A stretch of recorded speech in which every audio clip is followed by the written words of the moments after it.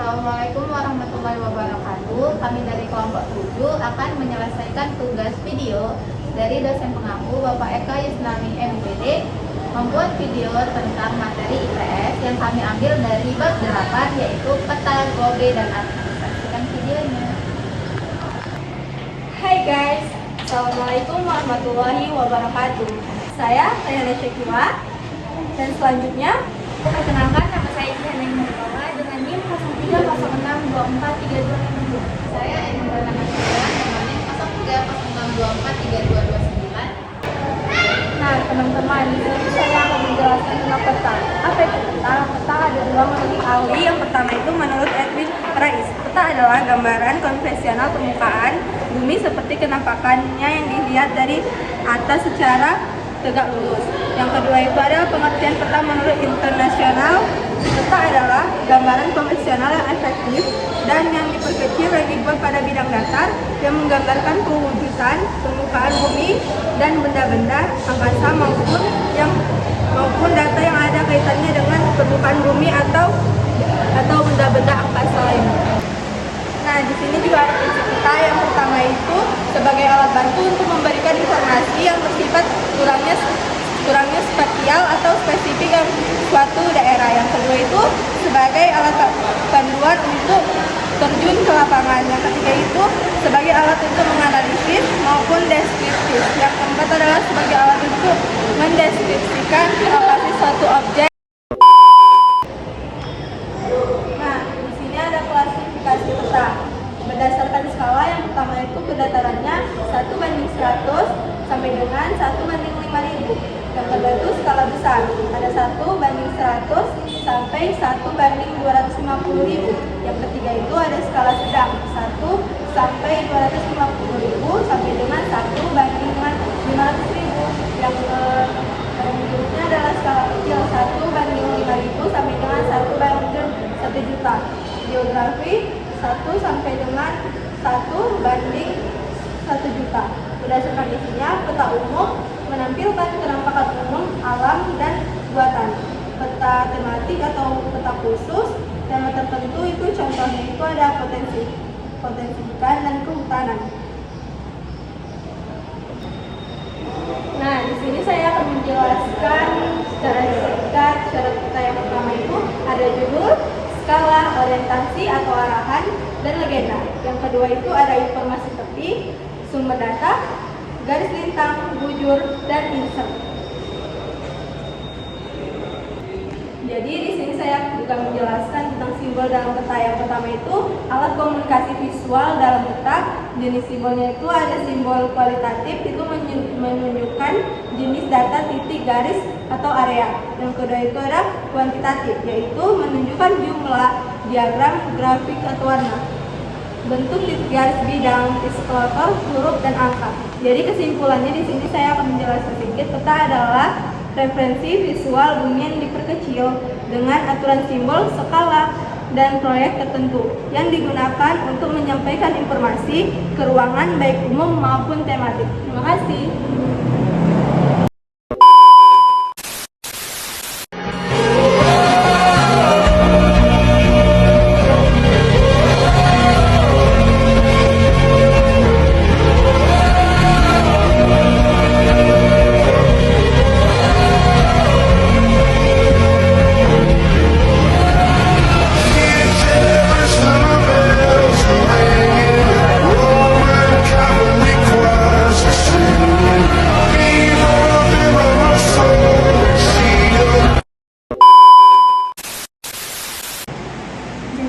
Atlas adalah kumpulan peta-peta yang dijilid menjadi satu dalam bentuk buku.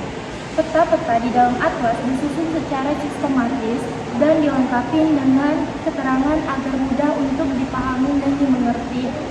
Atlas digunakan untuk membantu memahami kondisi wilayah di permukaan bumi. Kemudian ada jenis-jenis atlas yang berdasarkan isi dan tujuannya, atlas dibedakan menjadi 4. Yang pertama itu ada atlas dunia, berisi peta dunia, benua, samudra, dan negara-negara. Yang kedua itu ada atlas nasional. Atlas nasional berisi peta suatu negara, misalnya negara Indonesia. Kemudian yang ketiga itu ada atlas regional atau provinsi, berisi peta wilayah tertentu seperti peta yang ada di provinsi daerahnya. Yang keempat itu ada atlas kota. Atlas kota itu berisi peta secara lebih rinci. Gempa bumi terjadi di dalam planet kita, Bumi. Di bawah permukaan tanah, bumi terdiri dari beberapa lapisan.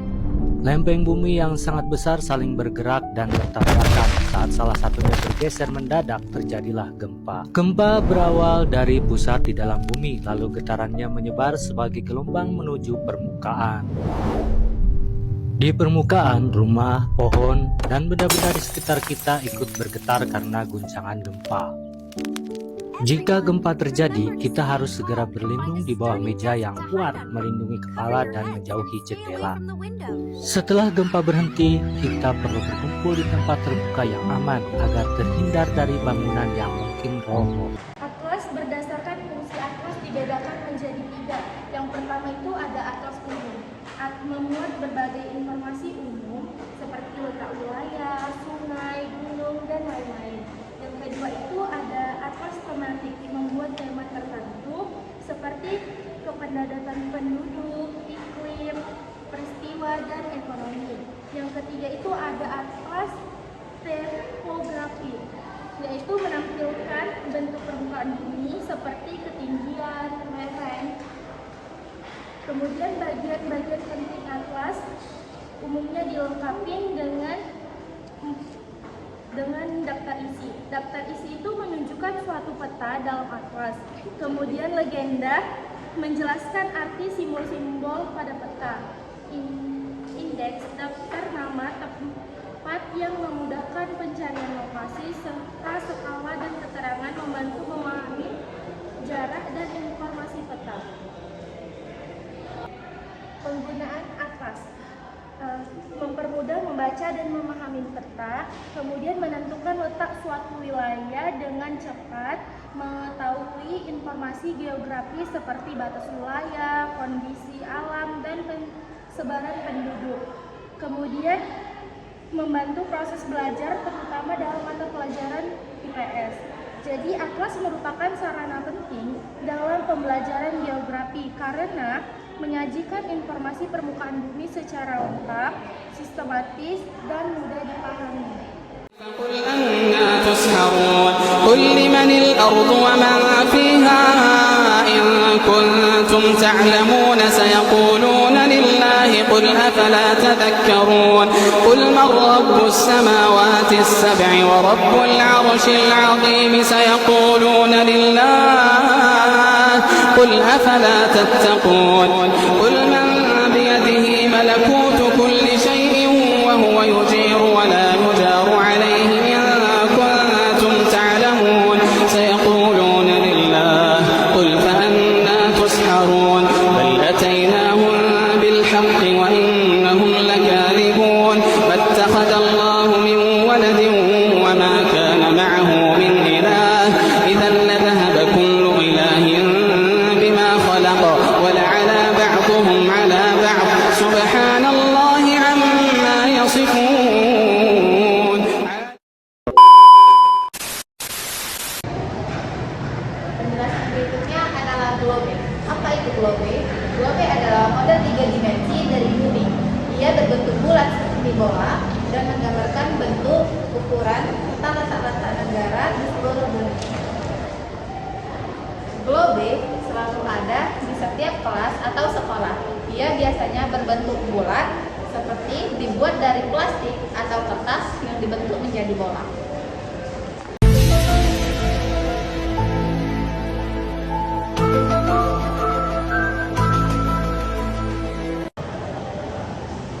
Bagian-bagian globe. Bagian-bagian globe ada 3. Yang pertama, permukaan. Yang kedua, garis khatulistiwa. Yang ketiga, garis lintang dan garis bujur. Apa itu garis? Apa itu permukaan? Globe memiliki permukaan yang menuju lautan, sungai, gunung, dan negara. Garis khatulistiwa Garis imaginer yang membagi bumi menjadi belahan utara dan belahan selatan. Garis ini terletak di tengah globe. Garis lintang, garis yang berjalan dari timur ke barat dan membantu menentukan posisi utara dan selatan. Garis bujur, garis yang berjalan dari utara ke selatan dan membantu menentukan posisi timur dan barat. Garis kutub utara dan kutub selatan, titik paling utara dan selatan di globe. Mengapa globe penting? Globe itu penting karena 3. Yang pertama, membantu menunjukkan lokasi. Yang kedua, memahami geografi. Yang ketiga, belajar tentang iklim. Bagaimana cara membaca globe? Membaca globe itu bisa dari menemukan negara. Misalnya, jika kamu ingin mencari Indonesia, cari di bagian negara Asia. Yang kedua, menghitung jarak. Jika kamu ingin tahu kira-kira berapa jauh Jakarta ke Sydney, lihat posisi kedua kota di globe. Yang ketiga, mengetahui waktu. Dengan garis bujur, kita bisa mengetahui perbedaan waktu antara negara yang berbeda. Dari kesimpulan globe, globe adalah alat yang sangat berguna untuk belajar tentang bumi. Dengan globe, kita bisa memahami peta dunia dengan cara yang menyenangkan dan interaktif. Karena globe itu bisa dibuat dari plastik yang membentuk menjadi bulat dan kita menyusun negara-negara. Terima kasih.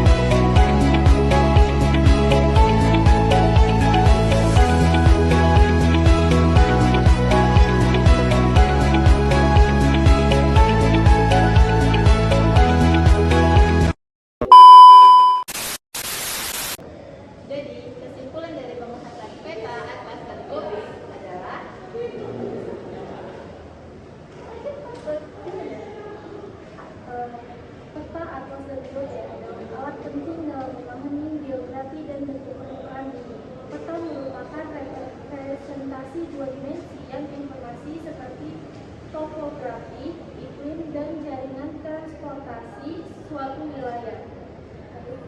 Atlas.